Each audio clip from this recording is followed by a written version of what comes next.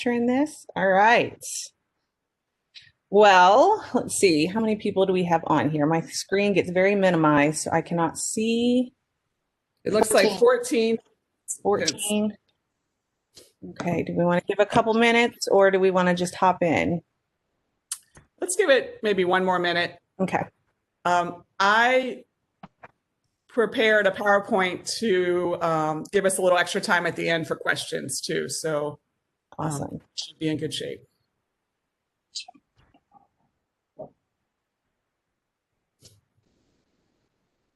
Love that top picture.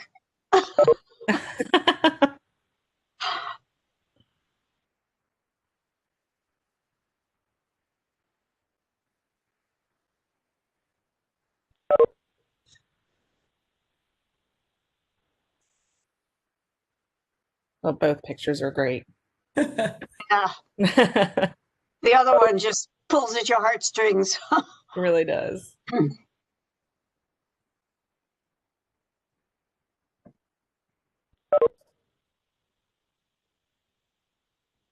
heard a couple. Even if Freddie Mercury look.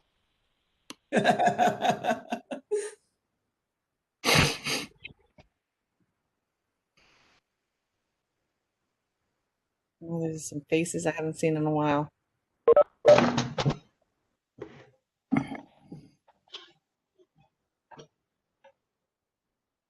How many folks did you have on the keynote? There was 22 altogether. 23. 23.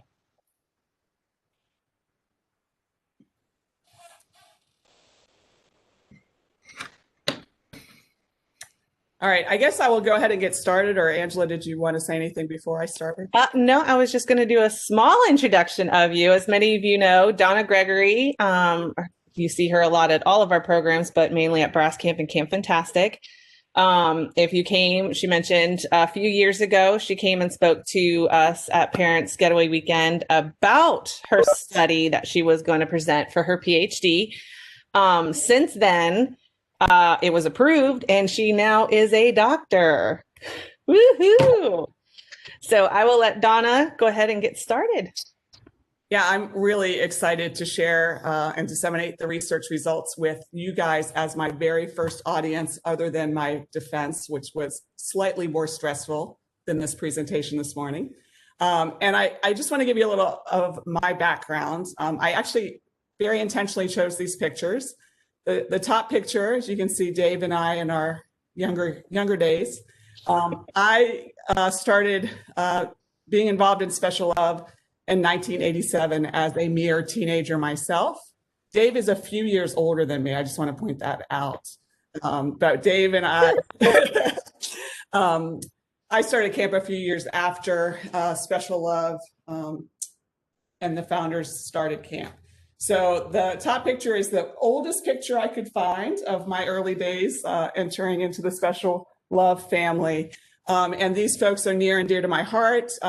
They were also very involved in starting Brass Camp back in the day when parents identified the need for siblings to have their own peer support and camp experience. So again, I was involved with starting Brass back in the day, and we were, again, youngsters ourselves as we jumped into creating a program just for siblings. The other picture is also very near and dear to my heart. Most of you know Tom and Sheila Baker, the founders of Special Love.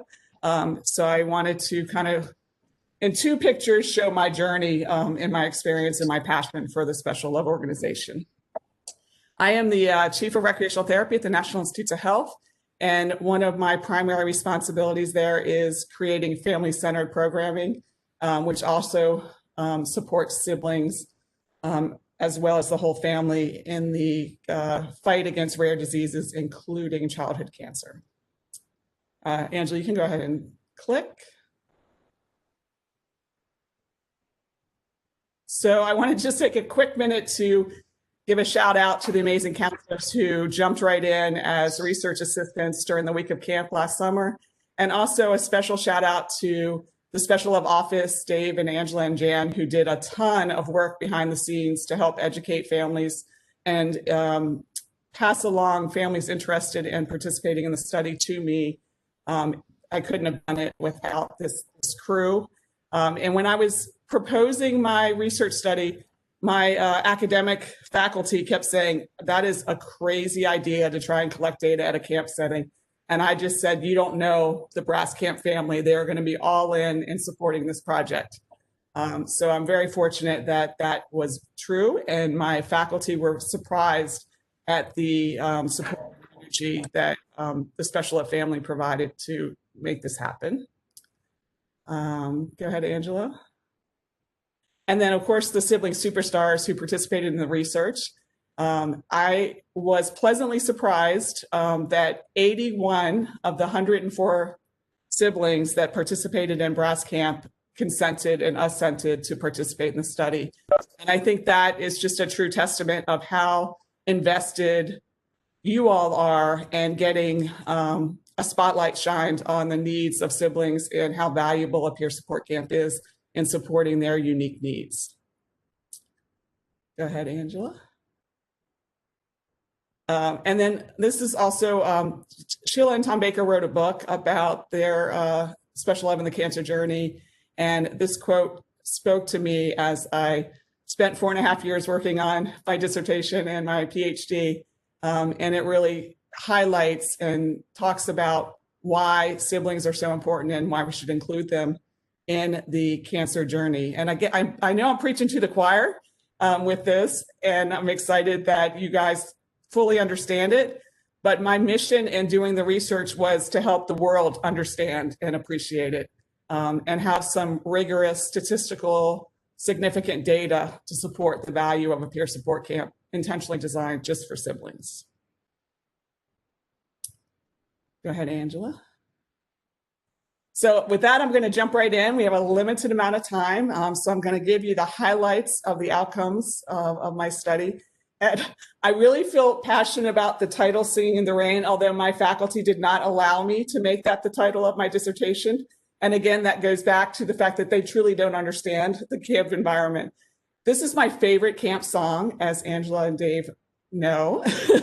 But it also has significance because siblings truly embrace every minute of finding the positive, and just despite the challenges they're dealing with, just getting out there and singing in the rain. So even though I couldn't use it as my dissertation title, I'm going to use it as the title of this presentation. So let me dive right in. I decided to use specific measures pre-camp, post-camp, and at the 3-month follow-up of camp to see if an intentionally designed peer support camp, such as Brass, has an impact on anxiety, post-traumatic stress, self-esteem, resilience, post-traumatic growth, and quality of life. And then I also felt very strongly that a qualitative component needed to happen. So I did interviewed 10 siblings that were intentionally chosen based on having some diversity, where we had a mix of male and female campers, as well as first or second year campers and long-term campers. And then also wanted to see if there were any differences between bereaved campers and campers whose brother or sisters are off treatment or still on treatment. I chose these measures based on a lot of factors. There are a lot of studies studying the value of camp in relation to positive youth development. And then there's also a lot of studies talking about the needs of siblings. And every single one of those studies talks about the fact that there's not a lot of support programs out there for siblings. There are very few studies that look at a peer support camp as a support network and a way of addressing some of the challenges siblings deal with. So some of these measures were used in those few studies, and they were all from the same camp, Camp Akaizu, which is part of the Children's Oncology Camp of America. Dave connected me with their medical director, who is the author of the publications, and he became part of my dissertation committee and was a really influential part of helping me design and implement this study. So it was very ambitious, especially trying to collect data in a camp setting where kids want to get out there and have fun. And to pull them aside to fill out these measures on an iPad at the beginning of camp and the end of camp was definitely a challenge. But again, the siblings were so invested in wanting their voices to be heard, and the counselors also encouraging them to do so. I was really amazed that 81 siblings completed the surveys at the beginning of camp and at the end of camp, and 32 siblings completed the surveys at the 3-month follow-up. Go ahead. So this is my model that I designed before camp, and it was based on a lot of research and literature review. And it basically describes, in the bubbles on the left, the impact of childhood cancer on siblings and how it creates emotional distress and that they have unmet psychosocial needs. Again, I'm preaching to the choir. You guys are living this and you understand this. And you are amazing in that you noticed it, recognized it, and have provided them the opportunity to come to Brass Camp. So my vision is that the peer support camp, Brass, has intentional programming, and the 4-H model is heavily researched as a positive youth development model for camp. And again, there's a ton of literature that shows that there's positive outcomes related to designing a camp with that in mind. And the outcome of participating in Brass, my theory was that it promotes well-being, post-traumatic growth, quality of life, and resilience. Someday I'm going to publish this and call it the Donna Gregory Brass model of positive outcomes. I don't know, some fancy name. So let me jump right in and give you, this is it. This is what we've been waiting for. Here are the outcomes of the study. So when I looked at the data pre and post, and I'm very thankful for having statistical gurus at NIH help me with the data analysis. That was definitely one of the most challenging parts of my research project. There was a significant improvement from the baseline where the kids took answered the questions the first day of camp to the last day of camp.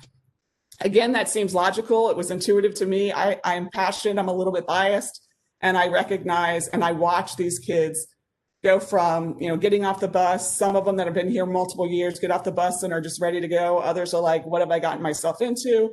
And then by the end of the week, it's just such an amazing transformation. So I was happy to see that scientifically, in a rigorous, using measures that are considered rigorous, that there was an improvement in all 6 of the measures. So there was a decrease in anxiety across age groups, across male, female, whether it was a bereaved sibling or a non-bereaved sibling, whether it was their first year of camp or they'd been coming to camp for 8 years. Everyone, the data showed a statistically significant decrease in anxiety at the end of camp. True for post-traumatic stress as well, an improvement in self-esteem, an increase in resilience. Post-traumatic growth is a brand new measure that has not been used in studies for kids, siblings of children with cancer. So I was really excited to use that measure and hope that this novel outcome data will help promote some more research in the future. And then enhanced quality of life, in particular, the psychosocial component of quality of life. So excited to be able to publish that camp made a huge difference in all of these areas.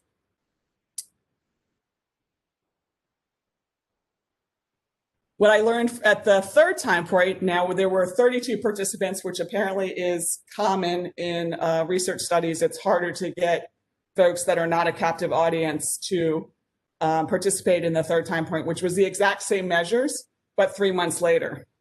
And what you notice is missing from this particular slide is resilience. So what was interesting to me is that there was no change or an actual slight decrease in resilience between the 1st and 2nd time points and the 3rd time point.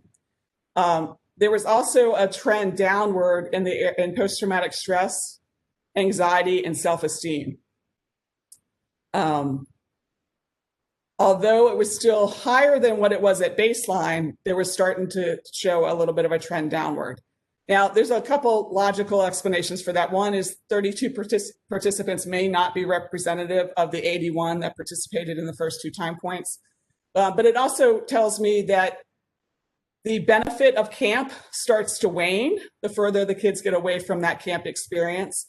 And I know Special Love has already done a ton of focusing in programs, especially during the pandemic, to support all families, all members of the family, but including siblings, so that there is that connection year round, not just the week of camp. So I think that one of the aha moments of the study is to say, these kids do great. Camp is a really positive influence on them, but we need to sustain some level of connection outside of the week of camp. Another interesting outcome is the self-esteem measure itself. One of the challenges is a lot of the measures were not validated for 7 to 9-year-olds.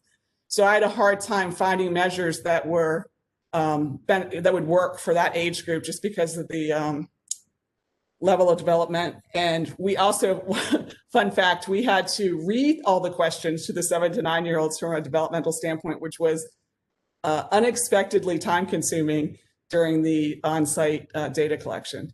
The outcome data showed that self-esteem for 7 to 9-year-olds did not change at the end of camp, but did change 3 months after camp. So it was a small N. I think there were 8 7 to 9-year-olds who did all 3 time points.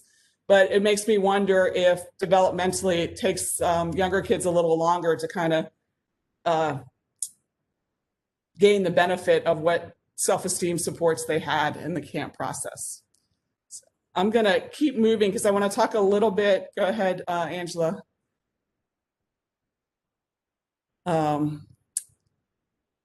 The program, specific program components that were designed to support those outcomes, I want to make sure that the next level of study that I participate in will include really looking at more specifically the CIT program, more specifically chat time, and some of the unique components of camp that the peer support model, I think, contributed to those outcomes.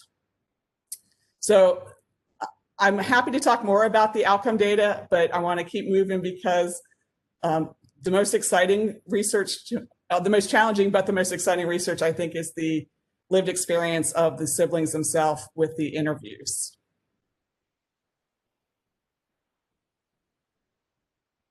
So for this part of the research project, 10 siblings who participated in camp agreed to be interviewed. We had 6 male, 4 female, 4 whose brother or sister was still on treatment, 2 whose brother or sister was off treatment, and 4 siblings who were bereaved. And the outcome of that layer of the study highlighted 4 specific themes. Social connection, and again, looking at the peer support model, a lot of feedback and quotes that talked about being around other kids and making friends with other kids and counselors who had the same life experiences they did, mentorship, and looking at opportunities to give back. So I don't want to steal Emily's thunder as part of the panel, but looking forward to being a CIT and being able to give back to campers the way the counselors receive. So almost all the counselors were campers themselves and our siblings. And I think that was part of the special sauce in making this camp so special and for creating the outcomes. A sense of belonging and a community. And then a safe space to express feelings. The other themes, I'm going to just keep moving because I'm going to talk a little bit about them individually. So not surprising, social connection is the #1 theme. And the siblings in the study talked about having close and personal relationships, connecting with others who understand what they were going through, counselors and adults who shared personal experiences and were able to validate their feelings. The value of shared life experiences, feeling of belonging, and a safe space to share feelings. One of the surprising results to me was how frequently all 10 of the campers talked about cabin chat being their favorite part of camp. And I talked to Kimmy and Matt Ernesto, who were part of my research team. I should give them a special shout out for going through the Clemson IRB process so that they could be data collectors with me. We were all very surprised that all 10 of the siblings talked about chat time being their favorite, because it's sometimes kind of an intense conversation, and sometimes, you know, it has kids talking about their feelings. So I was really excited to learn that that was so meaningful. And I think there's a lot we can do to expand upon that going forward.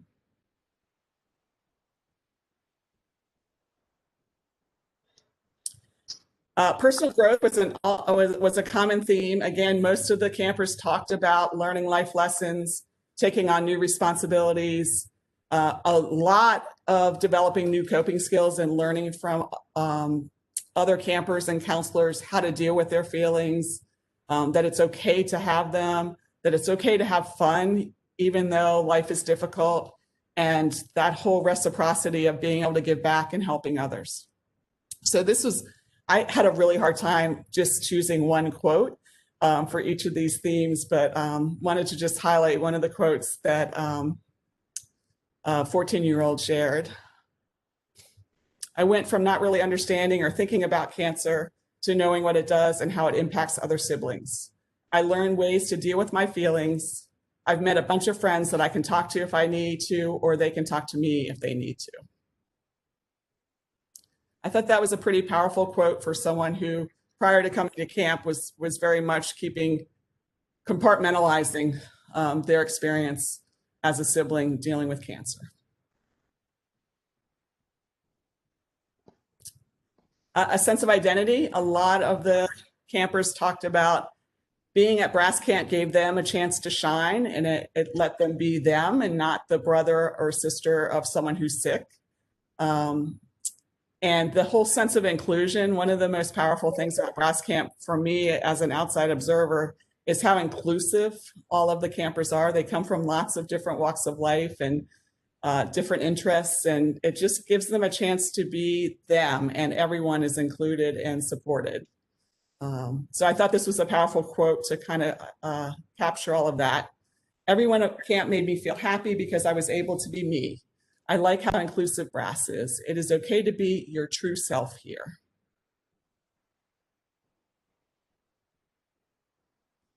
And then I thought this was an interesting outcome as well.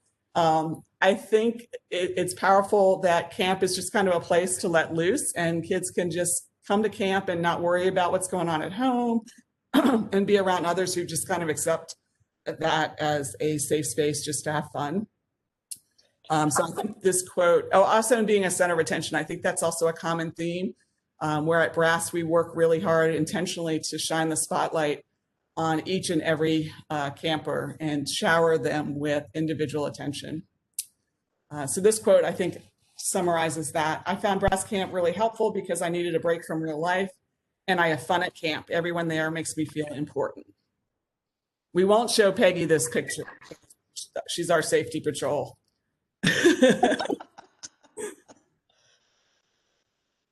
At least they're wearing life jackets, Donna.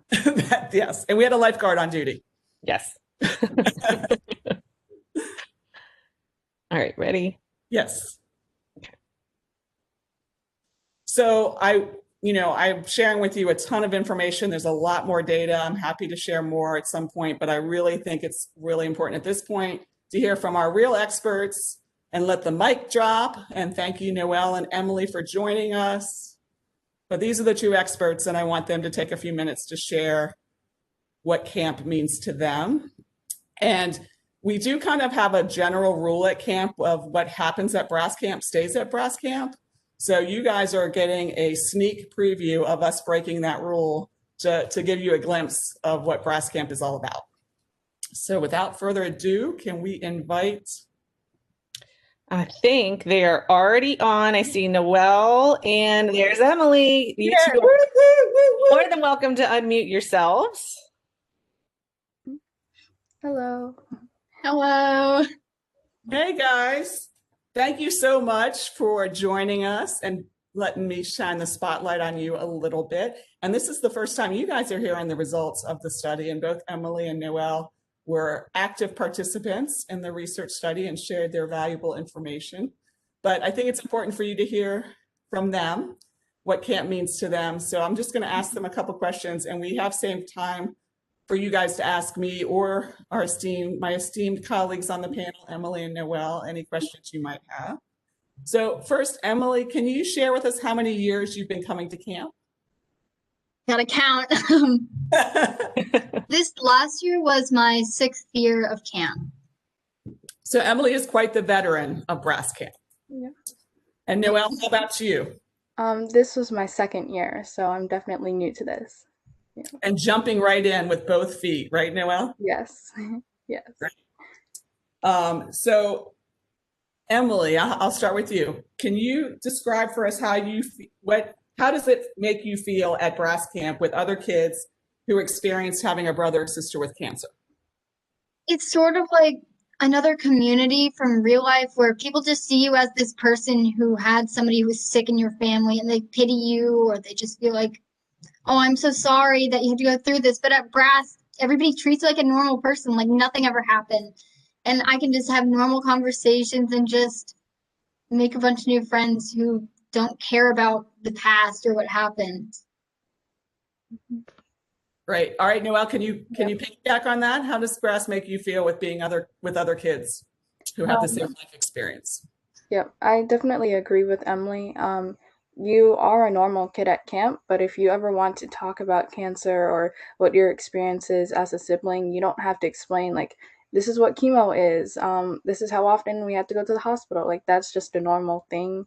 And I really like that because, like Emily said, you can just have normal conversations and be yourself, but you can also have these other conversations about cancer and what it feels like to be a sibling, but you don't have to go through that awkward, like, oh, I feel so bad for you, or like, so what does that really mean? Like, what is that like? They already know. So Right. yeah. Right. So what have you learned from either your friends at camp or your counselors at camp? Really, the main thing is don't be afraid. Don't be scared. This happens and we're all here for you. We support you. We all know what you went through. And it's just comforting by everybody at camp. Mhm. Um, yeah, I also learned a lot about how it's not your fault. I feel like that's a really big theme that they wanted everyone to understand. Like you can't control it. You can't um, like you shouldn't regret what happened because it's like a gift in disguise. It's yeah, it's definitely a time for all of us to come together and like relate and just be happy and be a family and be a community. And yeah, I really like that. I know that chat time is a really special time at camp and it's very personal and we usually keep that pretty private. But is there anything you want to share from chat, like what you like about the chat time, even globally, or and maybe even the counselors who facilitate chat time or the CITs that are involved in chat time? Maybe talk about what that means to you. Um, would you like to go first or? You can go, it's fine. Okay. For chat time, for all the ones I've experienced at camp in the cabin, the way they facilitate it, it's just a nice calming time to get your emotions out. Um, while nobody judges you about how you feel because everybody knows. They understand you. They understand like how you feel these emotions coming towards like out to everyone, if that makes sense. And it was nice because it really gets some weight off your shoulders and it makes you feel a lot more connected to everybody, especially like if you're new to camp. It really shows that you guys can connect on a certain level that maybe somebody else can't. Yeah. Great. Thank Yeah. Yeah, definitely. I remember my first year, my sister was going through her second round of chemo. And I think it was a Thursday, and I don't remember the exact date, but I remember I woke up that day and I was like, okay, she's going to have her second round today. This is going to be this is a very big day, and I remember being able to talk about that at chat time. I think that was very helpful because people are there to comfort you. People are there to explain, like, yeah, I had the same experience, or um, yeah, it was very comforting knowing that like I'm here, but she's okay. Then yeah. Great. Yeah. Thank you. One last question, and then I will open it up to our audience. Since we're talking to parents, can you share additional thoughts or feelings in your own words about what brass means to you, and if it's a parent who's new to special love, why that would be important for their sibling children to attend? Yeah, so something that um brass camp, it's just a getaway. I'm stumbling now because it's just and it's an escape from life. Like it just really it's a time where I feel less stressed about school, friends, everything going on in life, and it's just really it's like a break for me, and it I'm very passionate about it. But um, and the thing about it is, parents sometimes siblings don't want to like or children they don't like want to talk to their parents about it because they think that they may not understand or they're scared to talk to their parents about what's going on in their life. So this was sort of a way to talk to kids, CITs, counselors, and other peers about what's going on and what they can't tell their parents or don't have the courage to. Great. Thank you, Emily. Yeah. I remember just getting on the bus on the very first day, and immediately I was like, "Can I sit next to you?" Like not knowing anyone, and they're like, "Yeah, sure." And I remember the snacks. Everyone was like, "Here, do you want some candy?" I was like, "Sure, this is great." Um, just being able to talk to anyone, and it was just so welcoming. And you don't even if you don't know anyone, like I remember not knowing anyone and just immediately feeling welcomed. And like I remember Emily was one of the first people I met. And she was like, "Hey, like I was like, so what do we do? Like, what are the activities?" And she was like, "Okay, so here's how it works." And it was just so fun, knowing that there's always going to, if you have any questions or you're not really sure what's going on, there's always going to be someone you can turn to, like, "Hey, what's going on? What do I say here?" Um, yeah, it's such a fun experience, and like Emily said, it's an escape. It's a getaway. Um, you can just put everything aside for just a week, and when you come back to the real world, I remember just talking about brass camp for weeks after. um, my parents probably are so tired of me talking about it, but it's just it's so fun. It really is. Yeah. How. Thank you, guys. These are our ambassadors of Brass Camp, and they certainly have told the story better than I could as the researcher. But like I said, I'm really excited to shine the spotlight on Peer Support Camp for Sibling and how amazing Brass Camp is. I'm not sure how much time we have, Angela, but if anyone has any questions for Noelle, Emily, or myself, I guess we might have a minute or two to do that. Time.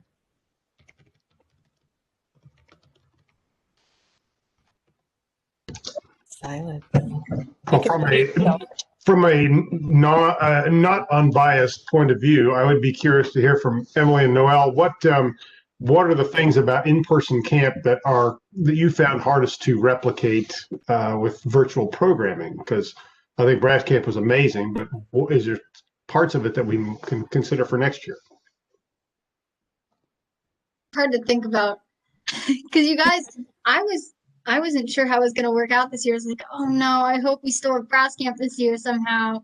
And I'm so happy it happened. But it really, no matter what, brass camp, no matter if we're at Camp Maria, the 4-H Center, or online, it's still just brass camp. And really, there's nothing that could take away that moment of brass.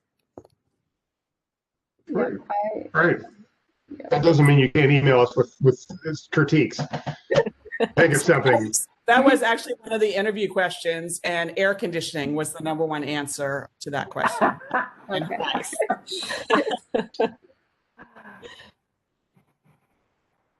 Go ahead, Thank you, Maureen. guys.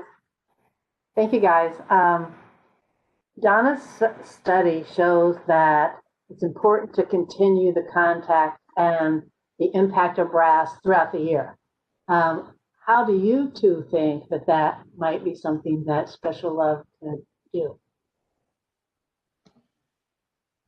I know there is Brass Weekend, and Special Love has a lot of activities such as Oktoberfest, and I know there are a lot of Christmas events planned. So I think they're doing a great job with advertising that, and I think I think since a lot of them are family events, siblings can participate and maybe That could be breakout rooms for siblings where we can just have a conversation and check in with each other.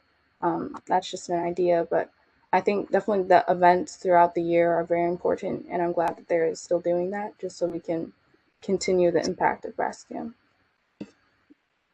Definitely, I agree with that. And another thing that happens is at the end of brass camp, we all get like a pen pal list, or we exchange numbers, emails, and we keep in contact. I've kept in contact with like so many brass campers, and I've even met patients themselves through the weekends, like Noelle mentioned, like Oktoberfest, which was my first Special Love event, I think. And also, I do the Christmas one usually too. And it's nice to see familiar faces, and we all connect off camp and in camp really well.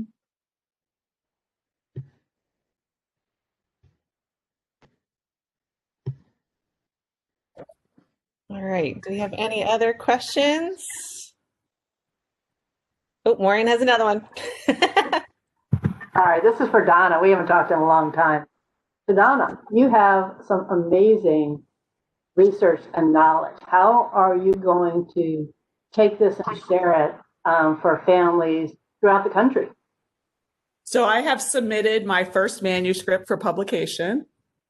So I'm waiting for the reviewers. It's a children's nursing pediatric oncology, highly reputable, pretty competitive journal. So I'm waiting to see if they accept manuscript one, which focuses on the first three measures: anxiety, self-esteem, and post-traumatic stress. So it really looks at does camp mitigate anxiety and post-traumatic stress, and does it enhance self-esteem? And that was probably the strongest outcome, positive outcomes. So anyway, I'm fingers crossed that gets published. I'm in the process of submitting. I have two more manuscripts that I'll be submitting. The second one will focus on post-traumatic growth, resilience, and quality of life. And then the last one is the qualitative one, which has a lot more substance to it, giving siblings the voice. So it's all about the lived experience of siblings attending breast. So stay tuned. So publications to be continued in the future. And I am so all about and super excited about sharing the information with whoever will listen. So special love, Jan, Dave, everybody. Any other opportunities for me to share my outcomes, I'm happy to do so. And I'm also trying to customize it, like for this audience, made it kind of more general outcomes. And then I have some academic audiences where I have to get back to the nitty gritty of the statistical analysis pieces. So anywhere and everywhere, Maureen, is the answer to that question. I have a question. This is Melissa. Hi. Sorry, I didn't put my camera on because I'm still wearing my pajamas. That's okay. It is Parents' Day, right? Exactly. So, well, thank you so much. First, I just want to say, Donna, thank you so much for doing this. I think we all knew that these outcomes were there, I guess, based on the way our kids come back from camp. So it's great that it's bearing out in the data. I guess one question I had is, how do you go about measuring something like resilience? So there are a handful of reliable and validated resilience measures. So I chose one that was reliable and validated for the age population of 7 to 16-year-olds. And so I actually used a specific measure that asks a lot of questions about coping. Actually, Noelle and Emily took the survey. So if you guys remember any of the questions related to kind of how you manage and your outlook on life kind of questions. The interesting outcome for that. So there's a fair amount of research using those measures for natural disasters and war. It's the first time that measure that I'm aware of is used for siblings of children with cancer. So it's kind of novel from that perspective. But the questions really focus on being able to adapt to challenging circumstances. So I guess there's already measures out there. So you just like adapted measures that were used for other traumatic situations. Yeah, so all the measures I selected were either used by the 3 other studies that were done with the camp in California, Camp Akaizu, which has a similar camp just for siblings, week-long camp for siblings. And they used, I'm trying to think, they used the self-esteem measure that I used, they used the quality of life measure that I used, and they used the anxiety measure that I used. The resilience, post-traumatic growth, and which other one am I missing? Anyway, there were 3 that I chose based on doing a fair amount of research on the use of those measures with kids, but with other circumstances like natural disasters. Okay, well, thank you so much. Terry? Hi, I would like to know, I know we have brass here in the tri-state area and the one in California you mentioned, but how many brass camps or something similar, sibling peer camps, are there across the nation? So that's a great question. I tried to find an exact number for that from the Children's Oncology Camps of America, but it's hard to have a number because so many of them do not provide that data, but also so many do not have one specific just for siblings. So my best guess, and I wasn't able to find an exact number, is there's probably less than 10 in the country that are just for siblings. A lot of them do. This was also heart-wrenching for me. Some of them will say, oh, the sibling can attend with the child with cancer if there's room. I'm like, no. Yeah. And then we had one. Yeah, there was one in Maryland that sent you could send both kids and everything, but it was not. It's never the same because, as your presenters say, Noelle and Emily, that special time for them to really know each other without all the ancillary things that are flying around their heads. It's so powerful. It's a different mission. So I had to wrap my head around that too, because I'm, again, a little bit biased, and my academic faculty had to make me take a step back frequently during my study because I am very passionate about it. But the mission of the camps that have combined kids with siblings and brothers and sisters together, that's a great mission as well. It's just giving siblings time to have fun together and not deal with cancer for their time at camp. So that meets its own purpose, but I feel very strongly that brass shining the spotlight specifically on siblings based on what Noelle and Emily shared is really important. And I'm proud that we are able to do it. And I'm hoping that this research and the model of the intentionally designed camp that we created and has evolved over time becomes the model that the rest of the country follows. Like, I feel like this study is a launching point for other camps to be able to develop similar camps going forward, because part of it's a funding issue. So I'm hoping the research helps other nonprofits be able to justify to their boards that this is important to invest in. I also hope from a marketing standpoint, the data shows why happen. So I think that although there's not a lot, I think that there should be more, and this should help convince others to do so. Thank you. Can I just say something? I want to thank Donna so much, and the girls too, Emily and Noelle. But Donna, this means so much. I'm so glad so many parents are hearing all this, because I mean, I'm a counselor at camp and I see it. It's just fantastic what they do and how everybody works together, and the kids, you know, Noelle said something about going home and talking about it, but there are some kids that, you know, they may not have come home and talked about it. I know when my son was a counselor, he would come home and say, nope, that's my time, Mom. You know, he didn't, you know, talk about it much, but it's just seeing it. And Donna, you've taken all that wonderful information and just, you know, let everybody see it. It just, all the feelings are there, you know, in that, all that you did. So thank you. Yes, thank you, Donna. We appreciate it. Well, if there isn't any more questions, we have a little break here. At 12:15, we'll be doing some yoga. So even if you're in your PJs, you can still do yoga. You don't have to share your screen while you're doing it. But if you remember, Leslie Yeager usually does, and I say it wrong, is it Reiki Jan or Reiki? I always say it wrong. But she also is a licensed yoga instructor. So we decided to kind of tweak it this year and still get her to come in and give you guys some chance to kind of relax doing some yoga poses. So she kicks off at 12:15. So just head to the slparents.org site and click the button 12:15 or a little earlier if you would like. Thanks for letting me share. Thank you, Donna, so much. Donna. Great job. Thanks, Donna. All right, guys. We'll see you soon.